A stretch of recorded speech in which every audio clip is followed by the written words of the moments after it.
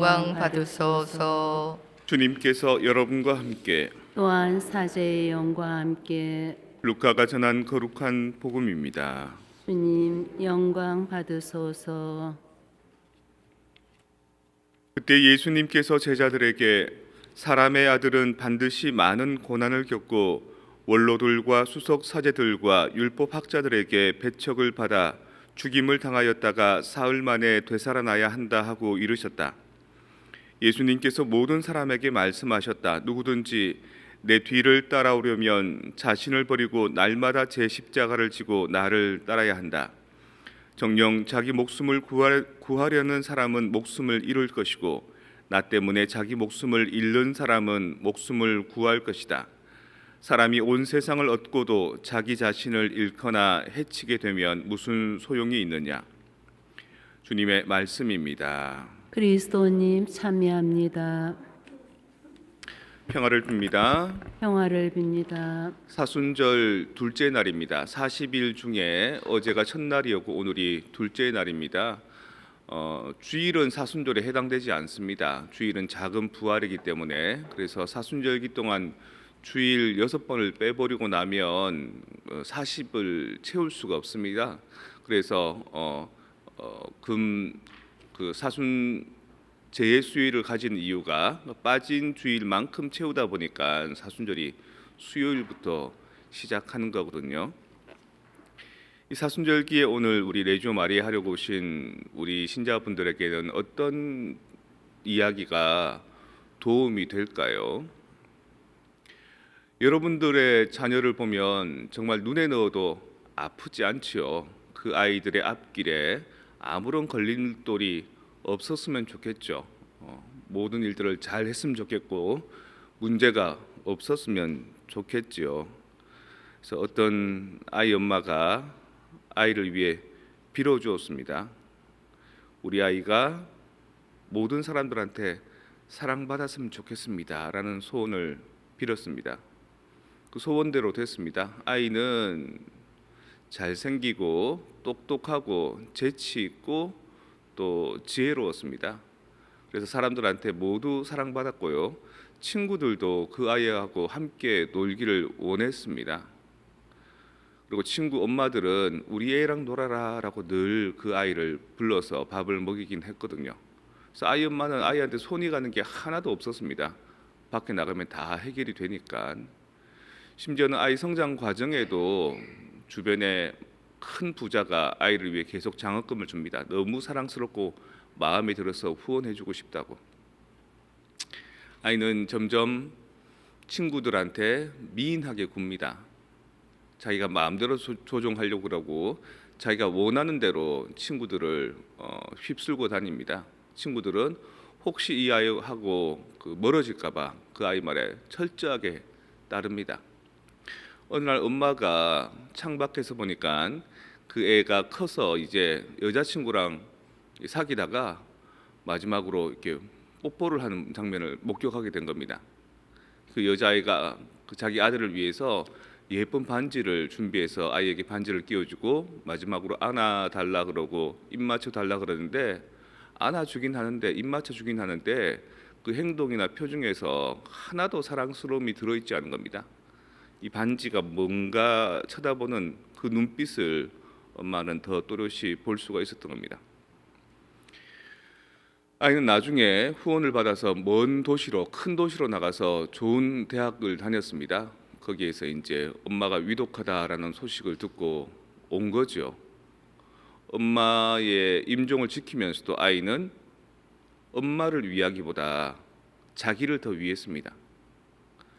자기의 편이 자기 안이 엄마가 없을 때 생기는 자기의 어떤 불편함에 더 집중했던 거죠.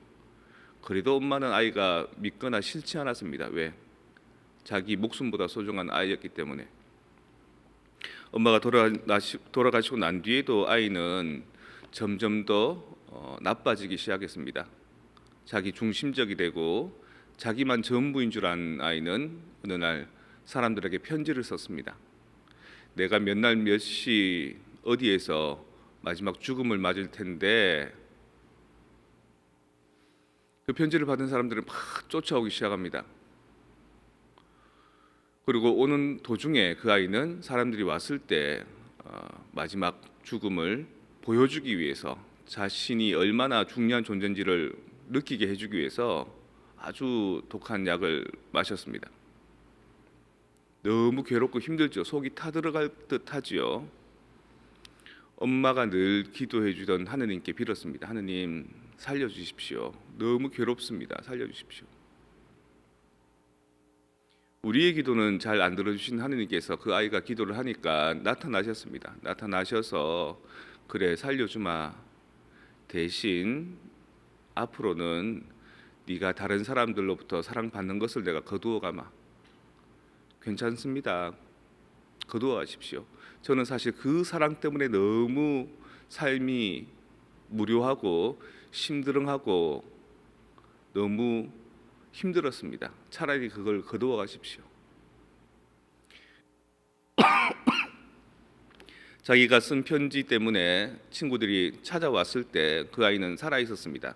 하지만 더 이상 그 아이가 무엇을 해도 사랑스러워 해주던 그 사람들의 눈빛은 바뀌어 있었습니다. 이 사기꾼, 이 나쁜 놈, 또 우리를 골탕 먹였네. 쓰러져 누워 있는 아이를 두들겨 팼습니다. 그리고 아예 그 아이에 대한 나쁜 소문을 퍼뜨리고 더 이상 그 아이가 이 마을에 발붙여 살기 힘들 정도로, 그리고 그 아이는 그들에 의해서 결국 감옥에 갇혔습니다. 감옥에서 오랜 시간을 보내고 나왔던 그 아이는 초췌하고 보기 흉했고 아무도 그를 거들떠 보지도 않았습니다. 지나가는 개가 한 마리, 배고픈 개가 한 마리가 가고 있을 때 자기가 먹던 빵 한 조각을 떼어줍니다. 개가 와서 받아 먹습니다. 자기가 먹을 거지만 배가 고프지만 그래도 그 중에 반을 뚝 떼서 주니까 개가 그 다음부터는 그 옆에 머뭅니다. 진정으로 자기가 베푼 만큼 사랑받는 것을 느낀 거죠. 그때부터 장애가 있는 사람들, 다리에 힘이 없는 노인들, 그리고 어려움이 있는 사람들을 위해서 그 아이는 돕기 시작했습니다. 주변 사람들로부터 사랑을 받았고 많은 사람들이 그와 함께 있기를 좋아했습니다. 그리고 마지막 죽음을 맞이할 때도 많은 사람들이 그를 위해 울어주었고 성당에서 장음하게 미사를 드렸습니다. 오늘 복음 말씀에서 예수님께서 말씀하십니다.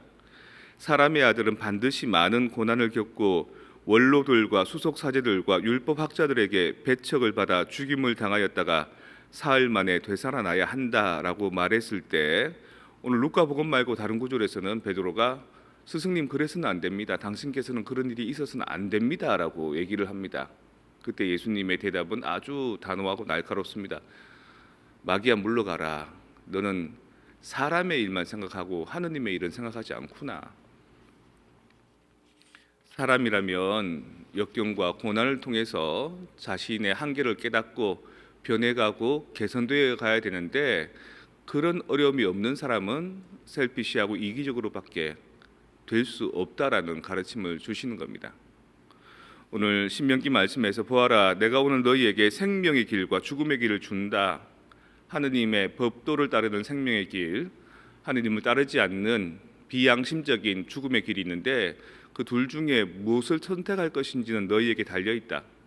가급적이면 옳은 것을 선택해서 나로 인해서 축복받고 구원되는 삶을 선택하도록 하여라 라고 하지만 이스라엘 백성은 그 길로만 가지 않습니다. 그 때문인지 이민족들에게 침략당하고 유배당하고 역사가 지금까지도 힘든 삶을 살고 있습니다. 여러분들도 여러분 자식들에게 착하게 바르게 살아라, 나쁘게 살면 안 된다라고 가르치지만 아이들은 그러지 않습니다. 여러분 또한 올바른 길을 선택해야 된다라고 생각하지만 여러분들은 그렇게 살아오지 않았습니다. 사순절이 있는 이유는 그 예수님의 고난의 시기를 인간이 살아가면서 어려움과 고충을 통해서 자신을 반성하고 새롭게 거듭나는 삶들을 살아야 된다는 가치를 가르쳐 주는 겁니다.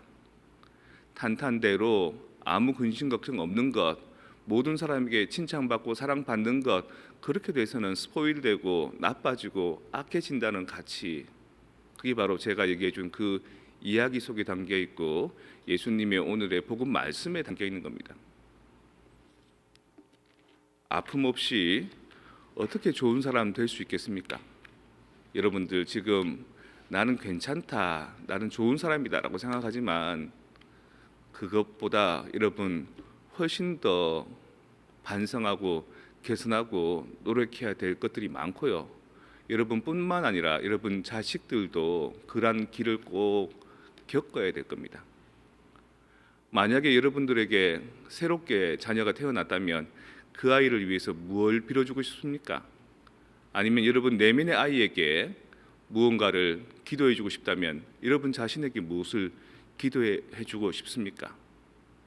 이 공동체 안에서, 이 레조 브레시즘 안에서 모든 사람이 내 말을 잘 따라주고 내 뜻대로 해주고 잘 알지도 못하면서 교부는 이래야 돼, 레조는 이렇게 해왔어라고 하는 그 말, 거기 다른 사람이 한마디 반언하지 않고 따라주는 그것을 바라는 겁니까?